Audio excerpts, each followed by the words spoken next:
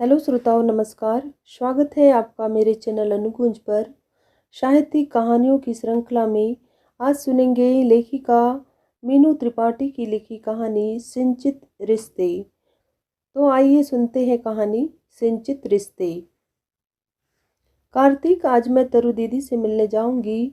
मुझे देर हो जाए तो तुम खाना बाहर से मंगवा लेना। मानसी चाय के बर्तन उठाती हुई बोली। रसोई में जाने से पहले उसने पीछे मुड़कर देखा। कार्तिक अभी भी अखबार में नजर गड़ाए था। यह देख मानसी चुपचाप भीतर चली गई। तरु दीदी के नाम पर उसे यूं निर्विकार भाव से बैठे देख मन आशंकित सा धड़कने लगा। वह जानती थी यह शांति तूफान के आने का संकेत है। आज 2 साल के बाद तरु दीदी का नाम इस घर में यूं खुलेआम लिया गया। यंत्रवत तैयार होकर मानसी और कार्तिक साथ साथ घर से ऑफिस के लिए 10 मिनट पहले ही निकल आए। कुशाल स्कूल की तरफ से कैंप में गया था। ऐसे में घर में छाई निस्तब्धता मानो सांसों को घोटने लगी थी। कार से उतरते समय एक बार फिर पूछा, तो जाऊं मैं दीदी के पास? इस बार चेहरे के भाव कुछ बदले। मौन प्रतिक्रिया व्यक्त करते हुए तीखी नज़रों से मानसी को घूरकर झटके से कार को गियर में डालकर गाड़ी आगे बढ़ाई तो मानसी कुछ संभल कर पीछे हट गई। सोचा था ऑफिस जाने की आपाधापी में शायद इस सीधे साधे सवाल का सकारात्मक जवाब मिल जाएगा, पर ऐसा कहाँ हुआ। कार्तिक की चीरने वाली चुप्पी में उसकी हाँ के संकेत कहाँ थे। पूरा दिन इसी कसम में बीता। जाऊं न जाऊं, क्या करे वह भी। कार्तिक की हंसी खुशी भरी हाँ जब तक न हो जाए तब तक कुछ करने का मन नहीं होता है। उसने आज तक मानसी की कोई भी इच्छा टाली भी तो नहीं है। पूरा ख्याल रखता है, लेकिन तरु दीदी के किस्से को लेकर अब तक। मैडम, कहाँ जाना है? वो होटल सीसेल। जल्दी बैठो, ऑटो वाला बोला। अनायास अपने मुंह से निकले शब्दों ने मानसी की दुविधा को दूर कर दिया था। असमंजस दृढ़ निश्चय में परिवर्तित हो गया था। मैडम, आ गया होटल। ऑटो ड्राइवर की आवाज़ ने विचारों में डूबी मानसी को मानो जगाया हो। भैया, ऐसा करो, मॉडल टाउन ही ले चलो। क्या मैडम, उत्तर से दक्षिण बोल दिया है, पहले बोलना था ना। ऑटो वाले की झुंझलाहट मानसी को अच्छी नहीं लगी। मैं पैसे दे रही हूँ ना, आपको फिर क्या दिक्कत है। लिया हुआ फैसला एक बार फिर दम तोड़ गया तो झुंझलाहट ऑटो वाले पर निकली। ऑटो वाले की भुनभुनाहट ऑटो की घर घर में कहीं खो गई। तरु दीदी से मिलने का जोश ठंडा पड़ गया था। जब निकल ही पड़ी थी तो क्यों न मिल ही आती, पर तरु दीदी से मिलने की राह आसान कहाँ थी। जाने कितने फंदों ने पाँव में बेड़ियां डाल दी थी। कितना भी अपने अस्तित्व की बात कर ले, पर कार्तिक की इच्छा के बगैर कोई काम करने का दिल भी तो नहीं करता। घर आई तो ताला मुंह चढ़ाता मिला। अब ये कार्तिक कहाँ चला गया है। मैं भी ना एक छोटा सा स्टेप भी नहीं ले पाई। चली ही जाती तो अच्छा होता। तरु दीदी से मिलना कोई गुनाह है क्या? गलती करे कोई, भुगते कोई, पर अब क्या। बुदबुदाती हुई कमरे में आकर शैंडल को सोफे के नीचे धकेल कर वही सोफे पर ही बिखर गई। मोबाइल में तरु दीदी का संदेश पढ़ने लगी। मनु, मैं दिल्ली में हूँ, परसों रात को नैनीताल जा रही हूँ। तुम लोगों से मिलना चाहती हूँ। मेरा पता है होटल सीसेल। जब से यह संदेश पढ़ा है मन में कितने प्रश्न हैं जो उमड़ घुमड़ रहे हैं, जिनका जवाब पाना इतना मुश्किल भी तो नहीं है। बस कुछ कदमों की दूरी ही तो है। फिर फ़ोन भी तो वह कर सकती है, पूछ सकती है। अब शायद तरु दीदी का विदेश जाना न हो। घर तो नैनीताल में लिया है, ऐसा ही तो बताया था दीदी ने। जाने किसने प्रश्न और उनके अनुमानित उत्तर मानसी के मन में तब तक उठते रहे जब तक वह तरु दीदी के समीप, बिल्कुल समीप न पहुंच गई। वैसे भी तरु दीदी से वह दूर हुई ही कब थी। अतीत की धुंधली चादर आंखों के सामने बिछ गई थी। तरु दीदी जिसमें सारे रिश्तों को देखा था, जन्म देने वाली माँ की तो अपनी उड़ान थी, अपनी शैक्षिक उपलब्धियों से ओतप्रोत माँ ने परिवार से ज़्यादा करियर को महत्व दिया। पापा के साथ वैचारिक मतभेद जब तब सामने आते रहते। फिर वो दिन भी आ गया जब माँ अपने सुनहरे करियर के लिए वो परिवार को छोड़कर विदेश चली गई। पापा ने भी दूसरी शादी कर ली। नई माँ को अपनी गृहस्थी में पहले से ही मौजूद बेटियों की उपस्थिति अखरने लगी थी। पापा ने पहली पत्नी से संपर्क साधा कि वो हमें साथ ले जाए, लेकिन माँ खुद को पुराने बंधनों में उलझाना नहीं चाहती थी। कितनी मुश्किल से तो वह सब छोड़ छाड़ कर अपनी उड़ान की ओर स्वच्छंद बढ़ी थी। पापा ने भी तरु दीदी और उनसे 7 साल छोटी मानसी को हॉस्टल में डालकर अपने कर्तव्यों की तीसरी कर ली। मम्मी पापा के अहम की सख्त दीवारों में हम दोनों बहनों का कोमल मन घायल होकर रिसने लगता। वह संधि में पहुंचती तरु दीदी रिश्तों की संकुलता को भांपने लगी थी। उस वक्त दीदी का मुंह ताकती 4 साल की मानसी को उन्होंने अपने जीवन का उद्देश्य बना लिया, जो खुद के लिए भी जिजीविषा सिद्ध हुई। लेकिन तरु दीदी ही जानती थी कि उनकी सांसें माँ के इस एहसान के बोझ तले किस कदर घुटती। शुरू शुरू में छुट्टियों में किसी रिश्तेदार के घर जाती तो अपने ही माता पिता के लिए बरसते व्यंग बाणों से खुद को और मानसी को बचाती। मानसी को याद आता कि किस तरह तरु दीदी जिस घर जाती उस घर के सदस्यों की फरमाइश पर चक्कर घिन्नी सी घूमती। मानसी मदद करने को आती तो झिड़क देती, तू चल मनु अपनी पढ़ाई कर, मैं बस अभी आती हूँ। बड़े होने तक मानसी समझती गई कि दीदी ज़रूरत से ज़्यादा क्यों काम करती है, ताकि एहसानों के पड़ले इतने न भारी होते जाए कि उसके नीचे पड़ा उनका ज़मीर दब कुचल कर दम ही तोड़ दे। देर रात दीदी को किताबों में डूबा देखती तो मानसी चैन से उसकी गोद में सर रखकर सो जाती। किसी रिश्तेदार की मदद से वह दोनों पापा के घर कभी चली भी जाती तो वहाँ भी वो अपने घर की परिभाषा को तलाशती। तरु दीदी ने दूर क्षितिज में अपने घर का स्वप्निल संसार संजोया था, जिसमें वो और मानसी बिना किसी भय आशंका के निडर रहती थी। समय निर्बाध गति से बढ़ता गया। तरु दीदी समय से पहले ही बड़ी हो गई थी। अब उन्होंने अपने वजूद की डोर थामने की जद्दोजहद आरंभ कर दी थी। ग्रेजुएशन करने के साथ साथ ही नौकरी के लिए हाथ पांव मारने शुरू कर दिए थे। तभी दिए गए आवेदनों में नैनीताल की HMT कंपनी की तरफ से नौकरी का प्रस्ताव आया। इस बीच पापा ने आकर उनसे विवाह करने के लिए दबे शब्दों में चिंता जताई तो तरु दीदी के भीतर का ज्वालामुखी बाहर निकल आया। मुखर शब्दों में उन्होंने मानसी के साथ अपनी अलग राह की घोषणा की तो पापा चुपचाप लौट गए। शायद पापा का अवचेतन मन इसे मुक्ति की प्रतीक्षा कर रहा था। उन दिनों साइंस और मैथ्स की ट्यूशन शुरू करने के साथ साथ जब तरु दीदी अपने पांव पर खड़ी हुई तो उन्होंने माँ के भेजे रुपये स्वीकार करने बंद कर दिए थे। ग्रेजुएशन के बाद ही उन्हें नैनीताल में नौकरी मिल गई तो वह मानसी को लेकर वहां आ गई। जिंदगी का ये पड़ाव एक भीनी सुगंध लेकर आया था। पहली बार अपने अस्तित्व की डोर को थामकर दोनों बहनों ने उन्मुक्त गगन की उड़ान भरी थी। समय की तेज रफ्तार में 7-8 साल कैसे बीत गए पता ही नहीं चला। अब तक तरु दीदी के पांव जम चुके थे, तभी कार्तिक मानसी की जिंदगी में आया। उन दिनों नौकरी की तलाश में कार्तिक संघर्षपूर्ण जीवन बिता रहा था। मानसी की सांसें कार्तिक को देखकर रह रहकर थम जाती। दिल की धड़कनों की बढ़ती रफ्तार को जब वह थाम न पाती तो ख्याल आता कि दीदी को अपनी मनोदशा के बारे में बता दे। तरु दीदी से हर बात साझा करने वाली मानसी अपने दिल की हलचल को साझा न कर पाती। तरु दीदी कार्तिक और मानसी के इस पनपते रिश्ते को भांप चुकी थी, पर बेरोजगार कार्तिक के हाथों में वो मानसी के जीवन को सौंपने का जुआ कैसे खेलती। फिर कार्तिक की पारिवारिक पृष्ठभूमि से भी वो ज़्यादा प्रभावित नहीं थी। परिवार में सबसे छोटे होने के बावजूद उसे किसी का सहारा नहीं था। माता पिता थे नहीं। भाई और भाभीियों ने उसे जल्दी ही अपने पाँव पर खड़े होने की सलाह दे दी थी। अब ऐसे में बिना मजबूत नींव वाले परिवार और बेरोजगार लड़के के साथ मानसी का रिश्ता कैसे जोड़ती? कार्तिक के साथ मानसी का विवाह वह किस भरोसे पर करती?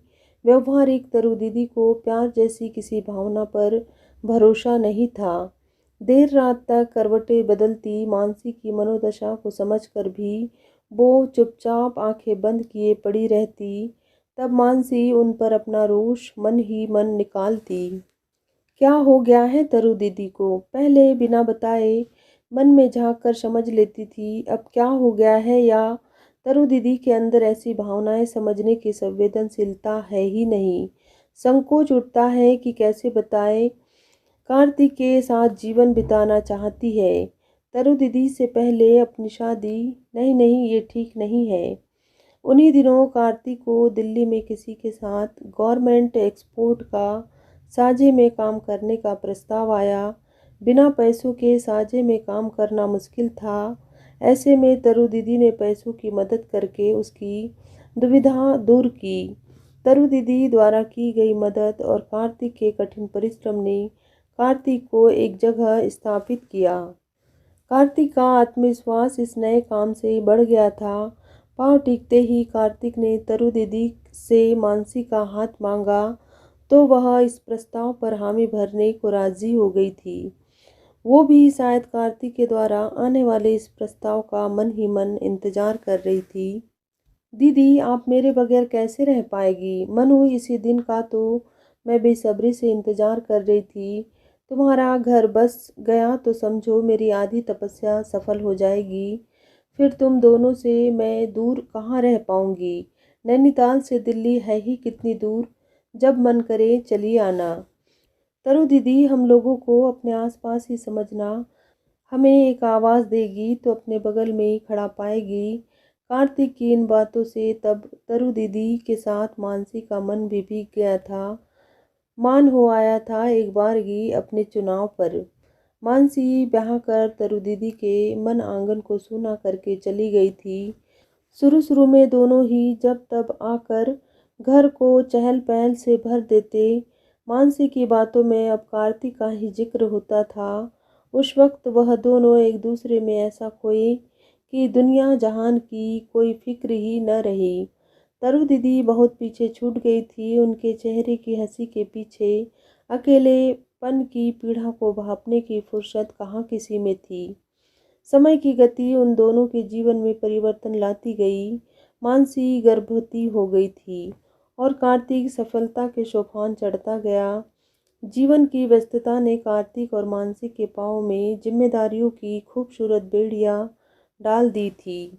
नन्हे कुशाल के जन्म पर जब दीदी खिलौने कपड़े लेकर आई तो मानसी के नवमातृत्व की चमक से भरे चेहरे पर चिंता की रेखाएं देखकर सिहर उठी। सच सच बता मनु, कुछ तो बात है। कुरेदने पर मानसी ने दबे स्वर में बताया, दीदी, कार्तिक ने कुछ लोन लिया था लेकिन अब चुका नहीं पा रहा है। शायद यह घर बेचना। शुभ शुभ बोल मनु। बात पूरी होने से पहले मनु के होठों पर अपनी उंगलियां रखती हुई दीदी बोली, घर बेचने की बात तो सोचना भी मत।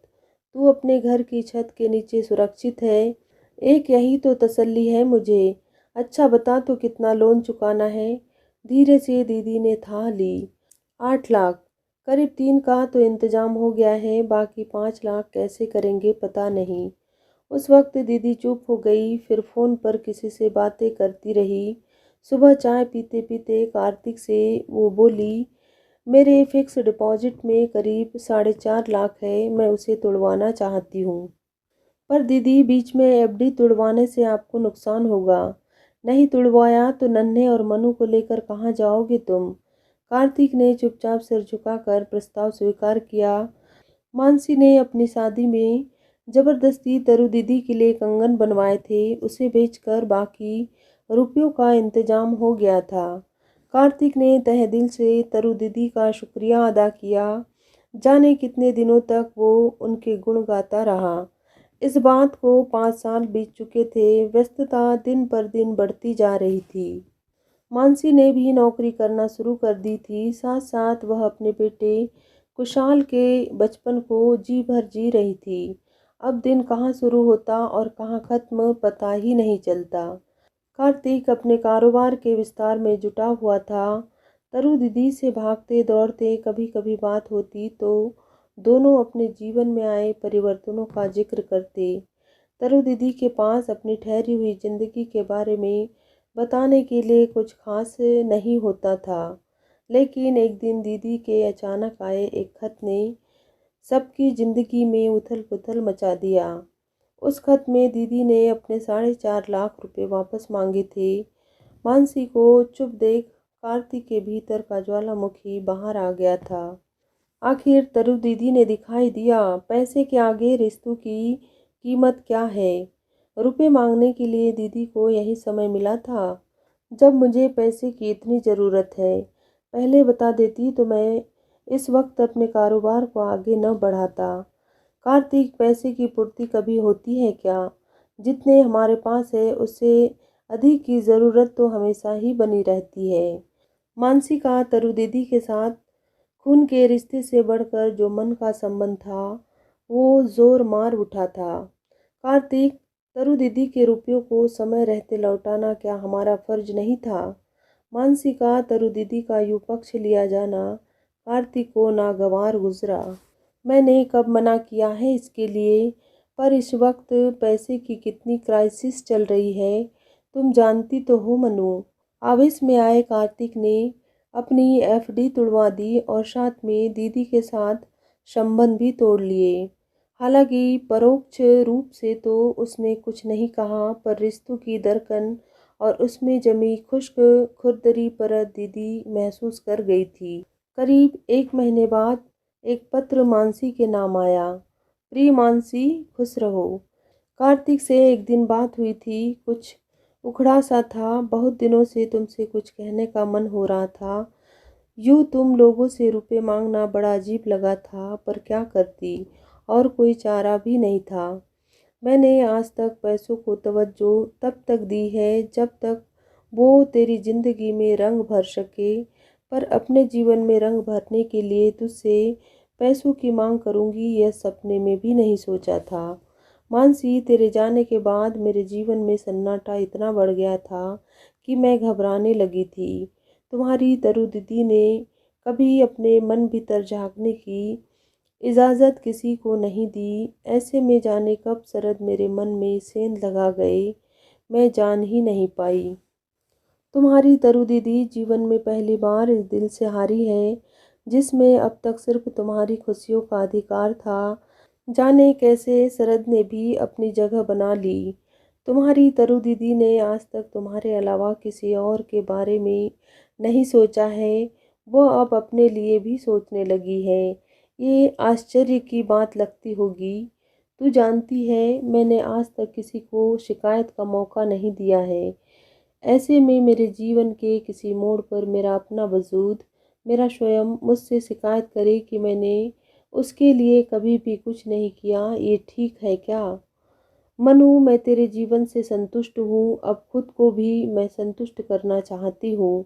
तुम लोगों के पाँव अब टिक गए होंगे, अब मेरी बारी है। ये कहने में मुझे कोई संकोच नहीं है। स्वयं के लिए कुछ करना चाहती हूँ। शरद के साथ जीवन बिताने से पहले एक मजबूत नींव पर खड़ी होना चाहती हूँ। किसी और पर पूरी तरह निर्भर होने के बजाय अपने लिए पुख्ता जमीन तैयार करना चाहती हूँ। यही नैनीताल में मैं और शरद साझे से एक घर खरीद रहे हैं। ये रुपए इसी वजह से मांगे थे। शरद मुझसे पैसे नहीं लेना चाहते थे, लेकिन तू नहीं समझ सकती है कि उम्र के इस दौर में पूरी तरह से किसी पर निर्भर रहना कितना कठिन है। वैसे जानती हूँ कि शरद एक अच्छे इंसान है। बहुत पहले से उनको जानती हूँ। जीवन के इस पड़ाव में निर्णय लेना मुश्किल था। मुझे इस निर्णय के लिए स्वयं को तैयार करने में समय लगा। शादी का निर्णय क्षणिक नहीं है। शादी कोर्ट में होगी। अब देखो आगे जीवन कैसे बीतता है। जो भी हो, कम से कम बाद में मेरी ज़िंदगी को अफसोस करने का मौका तो नहीं मिलेगा कि मैंने उसके लिए कभी कोई दाव नहीं खेला है, सदा उसके प्रति उदासीन बनी रही। तुम्हारी दीदी तरु। मानसी तरु दीदी के जीवन में आए इस बदलाव के पीछे छिपे मर्म को समझ सकती थी, लेकिन कार्तिक की आंखों ने दीदी के इस निर्णय को स्वार्थ की धुंध में ही लिपटा देखा। वैसे देखा जाए तो जिम्मेदार तो थी दीदी। क्यों उन्होंने सारा जीवन हमारे सुख के लिए जिया, खुद के लिए जीवन जीते देखने की आदत तो उन्होंने हम लोगों में कभी डाली ही नहीं थी। मैं कार्तिक की इस खुदगर्जी से नाराज थी, उन्हें दोषी भी मानती थी, पर सजा मुझे और तरु दीदी को मिली। मैं चाहती थी कि कार्तिक तरु दीदी की ओर अपना कदम बढ़ाए, पर ऐसा कुछ भी तो नहीं हुआ। जिस दिन उनकी शादी थी लगा था कि कार्तिक मुझे वहां जाने को कहेगा, पर शादी की तारीख आकर चली गई। कार्तिक का मौन मेरे मन के भीतर उठते शोर को बढ़ाता गया। मैं मन ही मन सोचती कि दीदी का अपने बारे में सोचना क्या वाकई गुनाह था। मुझे इस कशमकश से तरु दीदी ने उबारा। 10 दिन के भीतर वो कनाडा गई तो वहीं की होकर रह गई थी। दीदी के कनाडा जाने के बाद हमारी मुख्य सहमति बन गई थी कि उनकी कोई बात नहीं होगी, पर उन्हें दिल से कहाँ निकाल पाए थे। मैं जानती हूँ कि कार्तिक दिल से मानते थे कि अगर दीदी ने मदद न की होती तो क्या होता, पर कार्तिक सदा ही इस प्रश्न से मुँह चुराते रहे। दीदी द्वारा यूँ अचानक अपने पैसे मांगने से कार्तिक के अहम को ठेस पहुंची या उनकी उड़ने की कोशिश उसे नहीं भाई पता नहीं, पर वह कार्तिक की पहल का इंतजार सालों से करती रही। आज पूरे 3 साल बाद दीदी का मैसेज मिला कि वो दिल्ली में है। यह सुनकर मानसी खुद को रोक नहीं पाई। इसके बावजूद ऐसा क्या है जो उन तक पहुंचना इतना मुश्किल लग रहा है। समय के साथ पड़ी ये दरार आज हिम बिदर में परिवर्तित हो गई थी। कनाडा जाने से पहले दीदी की फ़ोन पर कई बातें अक्सर याद आती। मनु अपनी दीदी का मान रखना चाहती है तो कार्तिक का दिल कभी मत दुखाना। अपने जीवन साथी के साथ इतनी समीपता रखना कि किसी भी गलत फहमी को प्रवेश की जगह न मिले। तुम्हारा सुखी जीवन मेरी तपस्या का फल होगा। उस दिन के बाद से मानसी की जिंदगी खुशहाल और कार्तिक के इर्द गिर्द सिमट कर रह गई। कार्तिक ने भी उसका पूरा साथ दिया। तरु दीदी के किस्से को छोड़कर कार्तिक ने मानसी का मान सदा रखा। ऐसे में वह क्या शिकायत करती। फिर भी तरु दीदी कहीं न कहीं एक टीस बनकर कहीं भीतर अपरोक्ष रूप से बसती रही। कार्तिक की कार की आवाज़ से मानसी की तंद्रा टूटती चली गई। अतीत से वर्तमान की ओर आते आते महसूस किया कि चेहरा आंसुओं से भर आया था, गले में कांटे चुभने लगे थे। खून के रिश्तों की टूटी किरचें शायद ऐसे ही टीस उठाती है। अरे तुम घर पर हो, लाइट तो जला लेती, कहकर स्विच बोर्ड की ओर बढ़ गया तो मानसी वहां से उठकर चली गई। मुंह धोकर वापस आई तो कार्तिक की बातों का नपा तुला जवाब देकर स्वयं को व्यस्त दिखाते हुए रसोई में चली गई।